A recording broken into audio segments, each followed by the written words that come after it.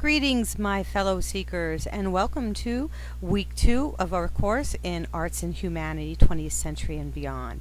This week, we're going to look at the concept of mythology and how it affects us on an everyday level, not only today, but historically as well. So don't forget to read the chapter on mythology and the humanities in your book, and then after you read the chapter, go ahead and answer the discussion questions. Now, we're going to look at some very, very interesting discussion questions in class tonight. The first thing we're going to look at is this concept of what creates the male, or what creates the female image, and how the male and female images have been portrayed in mythology. Now, today, we often, when we think about mythology, and we think about this concept of the male and the female, sometimes we think of Athena or Zeus or these larger-than-life characters that have very specific archetype or stereotypes that we associate with them. But it would be a mistake to think that these mythological roles between the male and the female and different types of female and different types of male roles are gone today, because they're actually just as much alive today as they were when the very first myths were made.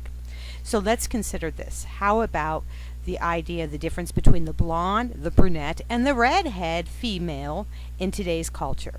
The blonde, when we see her in commercials and in TV movies and videos and featured films, she's always this beautiful, usually large-chested, gorgeous woman. She's probably a model. Sometimes she's portrayed as not being all there in the head, hence all the blonde jokes that we've heard. And this is an idea and a stereotype that has come to us has very, very deep roots back in our mythological ideas of womanhood and what constitutes femininity. The brunette, such as myself, thank you very much, is usually portrayed as the smart businesswoman, the strong woman in the house. You can't put one over on a brunette because she's a thinker, my gosh. She may not be too pretty, but she certainly thinks, right? And so this is one concept we often associate with the brunette. Now, the redheads are different. Oh, they are fiery creatures, right? You don't want to mess with a redhead because she'll be on you, right? She'll have a fierce attitude and a fierce temper to go with that attitude. She is about and embodies passion of all kinds. So this is often how we view different types of women. Is it always true? No. But these are archetypal images that come to us from mythology. The same thing can be found in the male image, and also what creates maleness. Are you a Hercules type? Do you lift weights? Are you strong? Are you the hero? Do you save the woman and save the day? Do you have an issue, conflict with your father? This is a huge concept and idea found in mythology, where you have the father-son conflict. The son first loves the father, then and embraces the father, then conflicts with the father, and then needs to rise above the father so that the son can now become father himself. And these are all themes and ideas that we see in our movies and we see in our television and our reading, but they come from very, very ancient roots.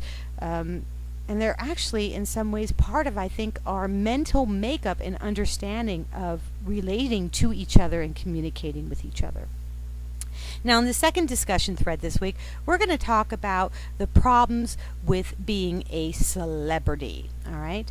And this idea of, if you are a celebrity and if you are made to be bigger than you are, ideally as an image, are you also created to fall harder than the rest of everybody else? Consider politicians, for example. We've had a rash of politicians come out that they've actually had an affair while they were in office. And this is interesting because, you know, this happens every day in life. It happens probably down the street from where you're living right now.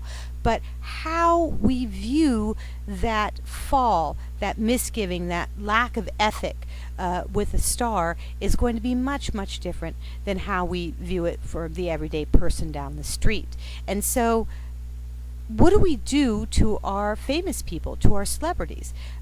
Do we make it so that it is impossible for them ever to be a human being, but that must they always create and take this space of the mythical celebrity?